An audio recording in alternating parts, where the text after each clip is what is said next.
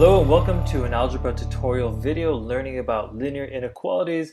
In this video, we're going to be learning how to solve multi-step linear inequalities. We've been going through our sequence. We've talked about graphs. We've talked about infinite solutions and finding that range of solutions. We've talked about step by step, how do we go about solving a linear equality? And it's really similar to how we solve linear equations. We do stuff to both sides. We do what we need to inverse operations, or we sometimes call it the opposite thing, to both sides of the inequality.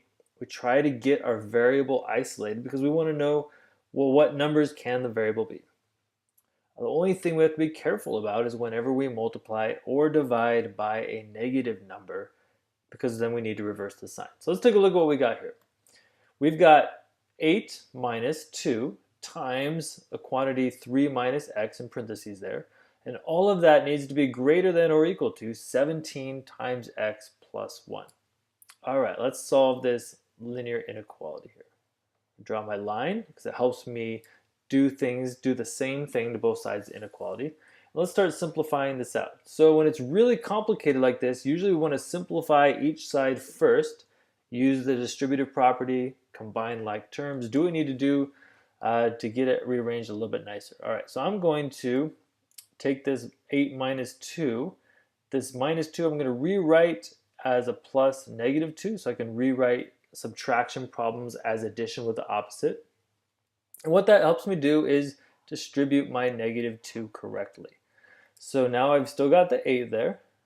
It's still being added to, but now I've got negative 2 times 3 is going to give me negative 6 minus negative 2 times the x. That negative 2 times x is going to be negative 2x. All right, because I distributed, I don't need those parentheses anymore, and I've opened everything up.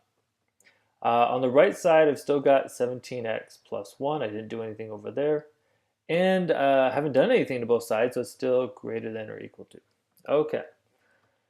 Let's look on the left side and see if we can combine some like terms now. Do some simplification. 8 and the negative 6, those are constant terms, they're like terms, so 8 plus negative 6 turns into 2.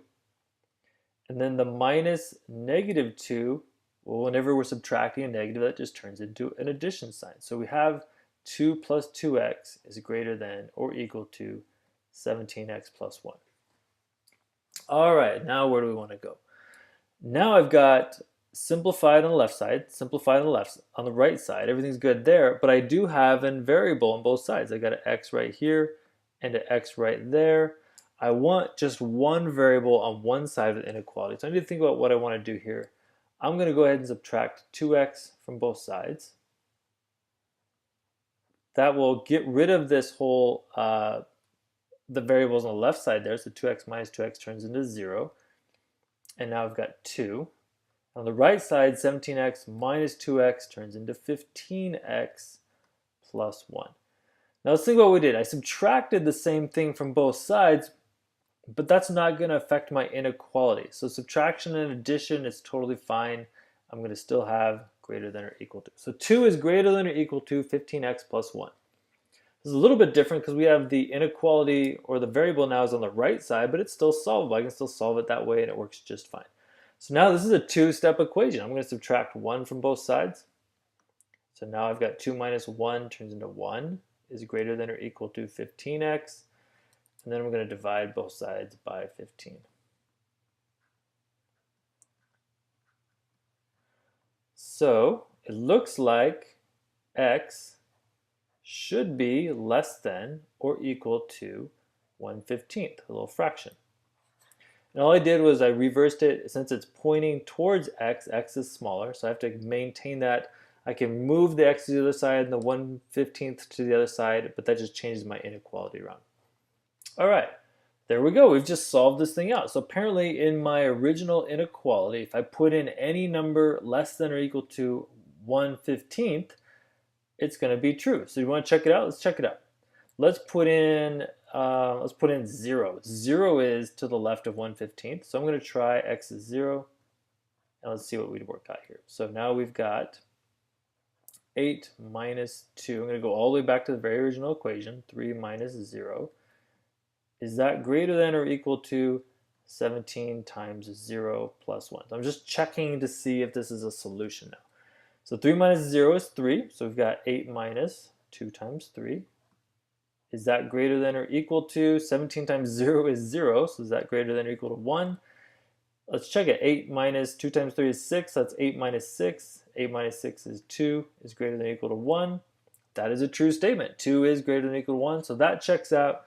So I'm feeling pretty good about my inequality that I solved for. And I could graph it. I'm going to go ahead and for kicks 2, I'm going to write this in interval notation.